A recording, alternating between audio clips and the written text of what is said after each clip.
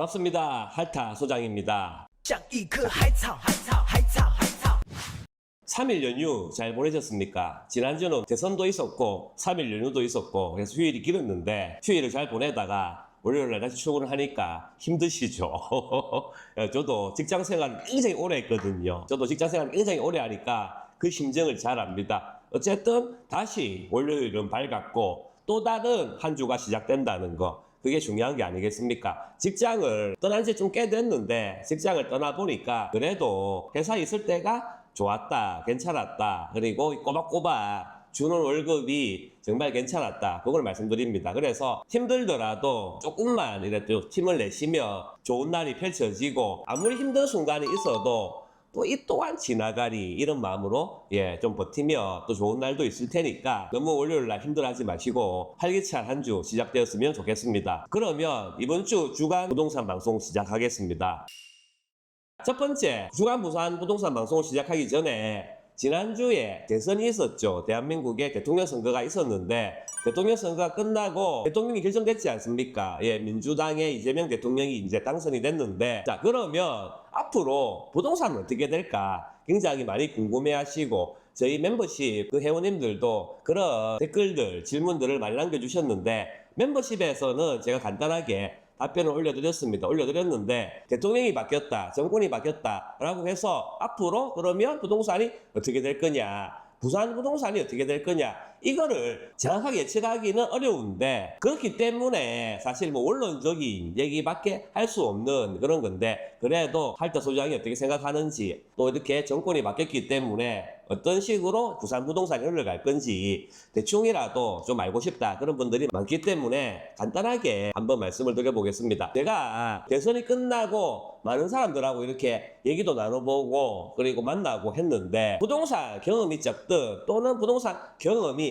많으신 분들도 굉장히 많이 하시는 말씀이 뭐냐면, 민주당이 정권을 잡았기 때문에 집값이 이제 앞으로 오를 거다, 이런 말을 의외로 많이 하십니다. 의외로 많이 하시고, 심지어는 부동산 투자를 많이 해보신 그런 경험이 많으신 분들도 그런 얘기를 하거든요. 민주당이 뭐 정권을 잡으면 집값이 오른다, 이런 말들을 많이 하시는데, 사실 뭐 역사적으로 데이터를 보면 또 맞는 얘기예요. 과거에 노무현 대통령 정부 때도 많이 올랐고 문재인 대통령 정부 때도 많이 올랐고, 그렇게 많이 올랐으니까 또 다시 민주당이 됐기 때문에 또 많이 오르지 않겠냐, 그렇게 얘기를 많이 하는데, 민주당이 정권을 잡으면 무조건 집값이 오른다, 그거는 아닌 것 같습니다. 그래서 간단하게 한번 말씀을 드려보겠습니다. 참고로 제 채널을 오래전부터 보시는 분은 잘 알겠지만 제 할타 소장 채널은 절대 정치적 깔이 없습니다. 오직 부동산에 대해서만 얘기하는, 뭐 이쪽 정보든 저쪽 정보든 부동산 정책이 잘못됐으면 잘못됐다, 잘되면 잘됐다, 이렇게 얘기하는 그런 채널이지 절대로 정치적인 편향이 없다는 거 다시 한 번 더 말씀을 드립니다. 그게 왜 그렇게 맞지 않다라는 얘기가 뭐냐면,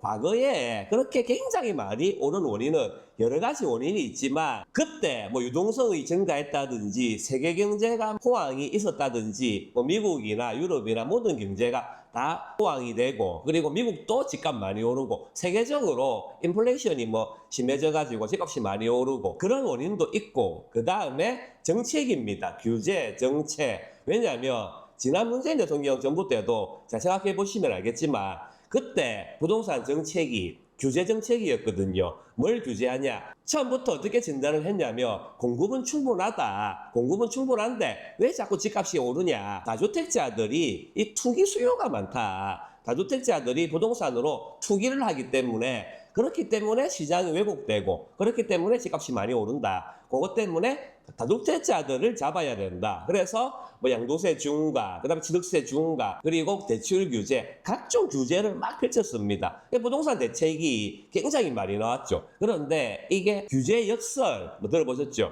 규제 역설로 인해서 오히려 더 물량을 잠그게 하는 그런 결과가 막 나왔습니다. 그래서 마지막에는 결국 이 공급이 부족하다, 이거를 이제 알고 급하게 공급 정책으로 막 갔는데, 부동산이 하루아침에 뚝딱 만들어지는 것도 아니고 이게 오래 걸리죠. 오래 걸립니다. 그래서 뭐 지난 정부 때도 3기 신도시, 예비 청약 이런 걸로 막 물량이 공급이 많은 것처럼 이렇게 하려고 그렇게 정책을 펼쳤는데 어쨌든 정책 그런 원인 때문에 굉장히 많이 올랐다. 그렇게 이제 설명이 됩니다. 설명이 되는데 그러면 이번에는 과연 어떻게 될 거냐? 대통령 선거를 할 때 뭐 야든 여든 이렇게 공약을 보면 규제보다도 공급 위주의 공약이었습니다. 양당 다 공급을 강화하겠다 그런 공약이었는데 어쨌든 민주당에서 대통령이 됐고 민주당 공약을 봐도 공공공급 등 이 공급 위주의 이런 정책입니다. 그래서 더 이상 세금으로 집값을 잡지 않겠다. 다주택자들한테 세금을 많이 걷지 않겠다. 뭐 이렇게 얘기를 하고 있습니다. 예,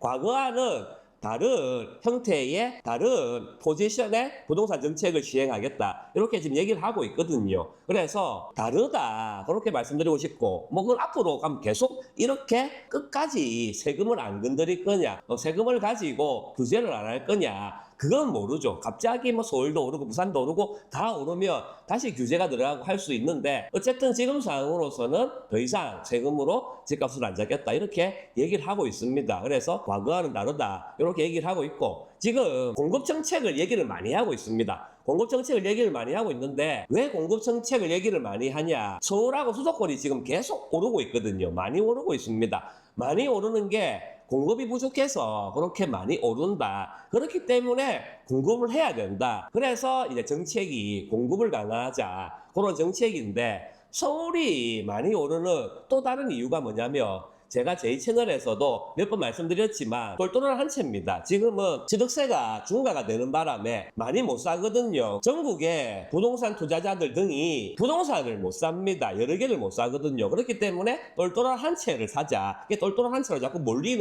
그런 경향이 있기 때문에 서울이 지금 계속 오릅니다. 예. 그리고 계속 오르는데 정부는 여든 야든 나라를 운영하는 입장에서 부동산 시장이 어느 게 제일 좋냐? 물가 상승만큼 조금씩 오르는 게 제일 좋습니다. 부동산이 너무 많이 올라도 안 되고 떨이고 너무 많이 떨어져도 안 됩니다. 자는 민주당이 뭐 정권을 잡으면 무조건 집값 잡는다. 무조건 집값을 떨어뜨린다. 그렇게 얘기하는데 그것도 아닙니다. 왜냐하면 이 부동산이라는 게 단순히 뭐 집값, 서민들이 집을 살 수 있게 집값을 떨어뜨려야 된다. 그런 논리가 아니거든요. 정부를 나라를 운영하다 보면 이 부동산이라는 게 얼마나 많이 연관되어 있다는 걸 다 알게 됩니다. 이게 뭐 건설 경기, 건축 경기뿐만 아니고 각종 산업에도 다 영향이 있기 때문에 지금 이번 정부에서도 계속 얘기하는 게 경제를 살려야 된다. 경제를 살려야 된다. 이런 얘기를 계속 하는데 어떻게 부동산을 확 죽인다고 확 죽이는 정책을 하겠습니까? 그래서 그런 정책은 못합니다. 제일 좋은 게 너무 많이 오르는 것도 아니고 그냥 적당히 물가 상승률만큼만 조금씩 오르는 게 좋은데 지금 서울은 많이 오르고 있거든요. 그렇기 때문에 이 서울을 잡아야 된다. 그런 생각을 할 겁니다. 반대로 지방은 지금 엄청 죽어 있습니다. 뭐 계속 미분양이 증가한다. 미분양의 무덤이다. 계속 이런 얘기가 나오고 있고 서울은 청약을 하면 청약 경쟁률이 엄청 높거든요. 그렇기 때문에 정부 입장에서는 균형을 맞춰야 된다. 그렇게 판단을 할 거고 균형을 맞추려면 가장 좋은 게 취득세입니다. 취득세. 예. 이 취득세 중과 때문에 지방에서 계속 이 거래가 안 되기 때문에 결국 서울 빼고 서울 수도권 빼고 지방에만 취득세를 중과를 완화하겠다. 진짜 파격적으로 한시적으로 취득세를 면제해 주겠다. 이런 정책도 나올 수 있습니다. 오히려 지방을 살리기 위한 정책이 나올 수도 있다. 그렇게 판단이 됩니다. 그렇기 때문에 부산 같은 경우는 작년부터 계속 전세가 계속 오르고 있거든요. 예, 보시면 계속 전세가 오르고 있습니다. 전세가 오르고 있고 지금 전세 물량도 없어요. 전세 매물도 완전 씨가 말라가지고 계속 아파트는 전세가 없는데 매매는 아직까지 안 오르고 있습니다. 예, 취득세 중과나 이런 규제 때문에 아직 안 움직이고 있는데 당장은 아닐 수도 있습니다. 나중에 결국 정부에서 지방을 살리기 위해서 취득세라든지 이런 거를 지방만 완화한다. 이렇게 정책이 나오면 이게 핀셋으로 뭔가 펑 터질 수도 있습니다. 그러면 하루아침에 다시 부산이 엄청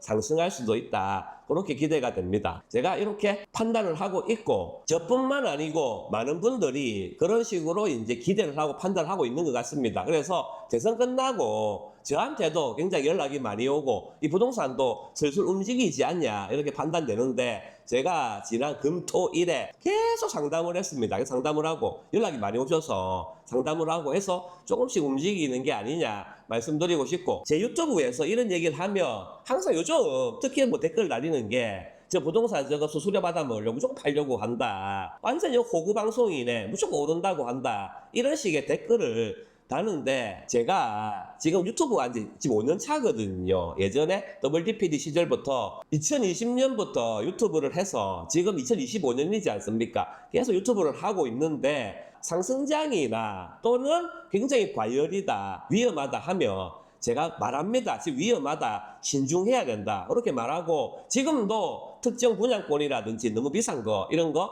신중해야 된다 항상 얘기를 합니다. 제가 제 채널에서 신중해야 된다 말하는 거는 절대 사지 말라는 겁니다. 그래서 그거를 다시 한 번 더 말씀드리면서, 주간 방송 소두가 길었죠. 왜 소두가 길겠습니까? 오늘 소식이 많이 없습니다. 그래서 주간 방송 시작해 보도록 하겠습니다. 자, 본격적으로 시작하기 전에 또 하나 공지사항 말씀드리며, 제가 저번에 게시글로도 올렸는데 요즘 연락이 또 많이 오시는 게, 전화가 와서 하나만 물어봅시다, 뭐 그런 연락도 있고, 또는 바로 거래하고 싶다, 물건 추천해달라, 그리고 찾아뵙고 좋은 매물 바로 거래하고 싶다, 뭐 이런 연락이 많은데, 저는 지금 상담이 멤버십 회원증, 할타 사관학교 등급만 상담이 가능합니다. 그래서 전화 상담이든 무슨 상담이든 안 됩니다. 안 되고, 상담을 원하시면 할타 사관학교 등급만 이렇게 상담 가능하다는 거, 이렇게 다시 한 번 더 안내해 드리고, 제가 이런 식으로 전화가 오면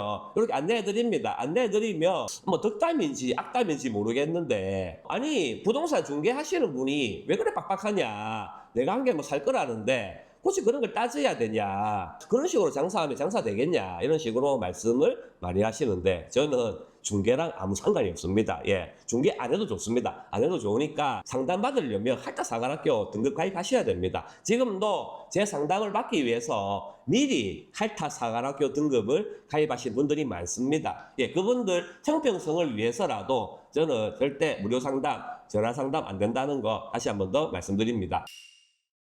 자, 그러면 첫 번째 소식입니다. 명륜 2구역 재건축입니다. 명륜 2구역이 어디 있냐? 그 명륜역하고 붙어 있습니다. 그렇게 생각하시면 되고, 자, 무슨 소식이냐? 요 관리처분이 이제 곧 날 것 같습니다. 관리처분 계획이 적정 판정을 받아서 6월 중순에 인가 고시가 있을 예정이다, 이렇게 이제 됩니다. 명륜 2구역 재건축, 여기가 삼성물산이거든요. 레미안입니다. 여기가 6월 중순에 관리처분이 이제 난다. 그러면 관리처분이 나면 굉장히 많은 의미가 있습니다. 이제 이주해야 되고, 그 다음에 관리처분 전과 관리처분 후가 다른 게, 관리처분이 이제 되면 이 입주권이 어떤 의미에서 진정한 입주권이 됩니다. 그래서 관리처분 전에 내가 들고 있다가 관리처분이 났다 그러면 원조합원이 되는 거고, 관리처분 이후에 내가 이걸 샀다 하면 승계조합원이 된다, 그렇게 말씀을 드리고 싶고, 이거는 재개발 기준인데 아마 재건축도 마찬가지일 겁니다. 여기 보면 특히 세입자가 계신 조합원님께서는 이주에 차질이 없도록 사전에 협의해 주시길 부탁드립니다 했는데, 세입자가 있으면 이주를 해야 되지 않습니까? 세입자가 이제 이사를 나가야 되는데, 보통 이사비로 100만 원, 200만 원 정도 지급을 하는데, 재개발 같은 경우는 조합에서 지급을 합니다. 집주인이 지급하는 게 아니고, 재개발은 조합에서 이사비를 100만 원, 200만 원 이렇게 조합에서 정해서 세대당 이렇게 지급을 하는데, 재건축은 지급할 의무가 없습니다. 조합에서 지급할 의무가 없어서 이거는 집주인이 어떻게 해야 된다 말씀드리고 싶고, 세입자가 보통 전세 계약을 2년을 맺는데 관리처분 인가가 날 거다, 이런 예측은 가능하지 않습니까? 예측이 가능하면 보통 세입자가 안 들어오려고 하죠. 왜냐하면 이제 집이 흘린다, 소리가 들리면 안 들어오려고 하는데, 그래도 이제 세입자랑 이제 계약을 하는데, 계약 기간이 남았는데 관리처분 인가가 딱 돼버렸다. 그러면 계약 기간을 보장해 줘야 되냐, 또 그런 또 궁금증이 있을 텐데, 관리처분 인가가 나면 이 계약 기간이 남아도 보장해 줄 필요가 없습니다. 도정법상 관리처분 인가가 나면 무조건 이주를 해야 됩니다. 그래서 이 남은 기간을 보장해 줄 의무는 없다 말씀드리고 싶고, 그래서 미리 이렇게 이제 관리처분이 이제 난다고 예상됐을 때 세입자랑 전세 계약을 할 때 특약으로 뭐 그런 거 적어주는 것도 좋습니다. 해당 뭐 주택은 무슨 구역 안에 있으며 무슨 구역이 곧 관리처분 인가가 날 예정이라서 관리처분 인가가 나면 이사 가야 된다. 그거를 미리 알고 요 계약을 한다. 이런 것도 뭐 특이하게 넣으면 좋겠죠. 그래서 이사 나갈 때 이사비 요구하지 마라. 재건축 같은 경우는 그런 것도 이제 적어주면 좋을 것 같습니다. 자, 그런 것도 있지 않습니까? 아니, 세입자가 완전 알받고 있다. 이사비 뭐 100만 원, 200만 원 택도 없다고 한다. 1000만 원 달라고 한다. 2000만 원, 뭐 몇천만 원 달라고 한다. 이거 안 주면 안 나간다고 한다. 알받고 있다. 버티면 집주인은 그럼 어떻게 하냐? 이것도 이제 의문인데 재개발 같은 경우는 조합에서 소송을 해줍니다. 그래서 재개발은 집주인이 신경 쓸 게 없습니다. 조합에서 알아서 해줘야 됩니다. 이거를 어떻게 알고 있냐? 제가 했습니다. 예, 제가 조합에서 근무할 때 세입자도 다 처리를 했거든요. 만약에 이 구역이 좀 크다 그러면 버티고 있는 세입자가 한 명일 수도 있고 여러 명, 수십 명일 수도 있지 않습니까? 그거를 조합에 얘기를 하면 우리 세입자 안 나간다고 한다. 얘기하며 조합에서 변호사를 이제 선임한다든지 단체로 소송을 한다든지 그렇게 해서 처리를 하게 돼 있는데 재건축도 이거는 의무가 없는 걸로 알고 있습니다. 의무가 없고 이거는 공고사항인데 거의 대부분의 재건축 조합도 조합에서 해줍니다. 왜냐하면 이거를 개개인별로 처리하는 게 너무 힘들고 개개인별로 잘 모르고 하기 때문에 이 처리하려면 개인적으로 변호사 수임해야 되고 할 수도 있기 때문에 개인적으로 처리하기가 굉장히 힘들거든요. 그렇기 때문에 조합에서 단체로 한다. 조합에서 할 수밖에 없습니다. 왜 그러냐? 이주를 해야지 아파트를 짓거든요. 이주를 해야지 철거를 하고 아파트를 짓는데 니 알아서 해라. 세워라 내오라. 집주인도 모르겠다. 왜 안 나가는데 어쩝니까? 모르겠다. 세워라 내오라 할게요. 하면 조합도 세워라 내오라. 그렇게 할 수가 없거든요. 그렇기 때문에 재건축도 거의 대부분의 재건축 조합이 이것도 알아서 해준다. 말씀드리고 싶습니다. 자, 다음 소식입니다. 온천 5구역 소식입니다. 온천 5구역에 무슨 소식이냐? 드디어 이제 조합 설립 인가가 됐습니다. 자, 조합 설립이 되면 그 다음 단계가 시공사 선정입니다. 조합 설립이 되자마자 이제 제일 먼저 빨리 해야 될 게 뭐 조합장이나 뭐 임원들, 대의원 이런 거 빨리 뽑아가지고 구성을 하고 구성을 하자마자 바로 처음 시작하는 게 시공사 선정이거든요. 시공사부터 빨리 선정을 해야 됩니다. 시공사부터 빨리 선정을 해서 시공사랑 같이 설계를 해서 아파트를 지어야 되는데 시공사를 왜 빨리 선정을 해야 되냐? 조합이 돈이 없습니다. 예, 무슨 돈이 있겠습니까? 돈이 없으니까 시공사에서 돈을 받아야 되거든요. 시공사에서 앞으로 사업비를 계속 대줍니다. 대주는데 공짜는 아니죠. 이자 다 받아갑니다. 이자 다 받아가면서 대출 형태로 해주는 거죠. 해주는데 조합은 시공사 없이는 대출도 못 받거든요. 조합이 무슨 신용이 있어서 대출을 해주겠습니까? 만약에 시공사가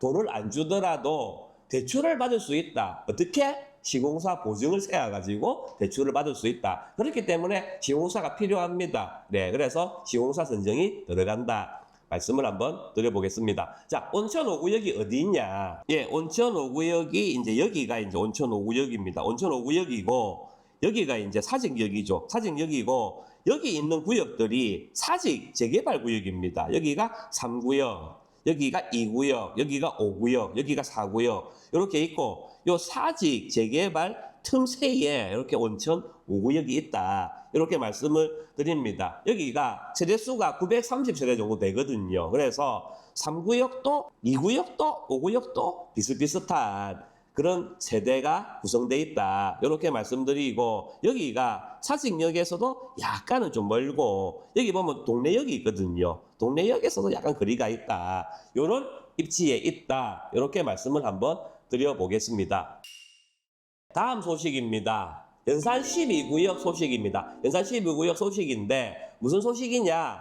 정비구역 지정 고시가 되었습니다. 이 보시면 예, 공람이 아니고 고시가 됐습니다. 예, 지정 고시가 됐고 연산 12구역 저희가 임장을 한번 돌았습니다. 저희 임장 영상 보시면 연산 재개발 시리즈 해서 연산 12, 연산 11부터 해서 연산의 거의 모든 재개발을 다 임장 갔는데 그 영상 보시면 자세히 알 수 있습니다. 자세히 알 수 있고 연산 12구역 간단하게 말씀드리면 지금 아직까지도 관심이 조금 덜합니다. 예, 연산 12구역 인기가 없고 저번에도 제가 임장 영상에서 여기는 아직 인기가 없다, 관심이 덜하다 했는데 상승장일 때는 거의 모든 구역이 다 관심이 많고 거래가 잘 되기 때문에 상관없는데 지금 같은 시장은 이렇게 연산 12구역, 뭐 연산 12구역뿐만 아니고 제가 어저께 올려드린 덕천 3구역도 그렇고 대부분의 그런 구역들이 다 관심이 없습니다. 관심이 없을 때 항상 기회가 있다. 이렇게 얘기하는 게 관심이 없으니까 되게 저렴합니다. 되게 저렴해서 이렇게 저렴할 때 사놓고 가만히 묻어두는 것도 좋을 수 있다 말씀드리고 싶고, 물론 관심이 없고 저렴하다고 해서 아무거나 사면 안 되죠. 그래서 입지 좋은데 괜찮은데 이런 데만 사면 되는데 연산 12구역은 뭐 입지도 준수하고 괜찮습니다. 괜찮은데 관심이 없고 워낙 거래가 안 되다 보니까 지금도 뭐 예산 간편 기준으로 피 거의 뭐 7천만 원짜리도 있고 막 그렇더라고요, 매물이. 그래서 오히려 이럴 때 이렇게 싸게 잡아 놓으면 나중에 이익을 볼 수도 있다, 수익을 볼 수도 있다. 그거를 마지막으로 말씀을 한번 드려보겠습니다. 오늘 이렇게 또 주간 방송 이렇게 했습니다. 이렇게 했고, 지난주는 특히 이제 대한민국으로 보면 큰 이벤트 이게 있어서 오늘 영상에서 많은 비중으로 그 얘기를 한번 해드렸는데, 지금 대선 끝난 이후로 또 조금씩 움직인다 말씀드렸는데, 이럴 때일수록 조금 더 관심 가지고 조금 더 부동산의 재개발에 지켜보고 이렇게 하시면 될 것 같고, 항상 말씀드리지만 더 궁금하다, 더 알고 싶다 하시면 멤버십, 제가 멤버십도 계속 운영하고 있거든요. 그래서 멤버십 한번 활용해 보시고 멤버십 영상도 한번 보시고 그렇게 공부를 한번 하시면 될 것 같습니다. 그러면 주간 방송 이번 주는 이렇게 마치고 다음 주에 또 새로운 소식으로 그렇게 돌아오겠습니다. 감사합니다.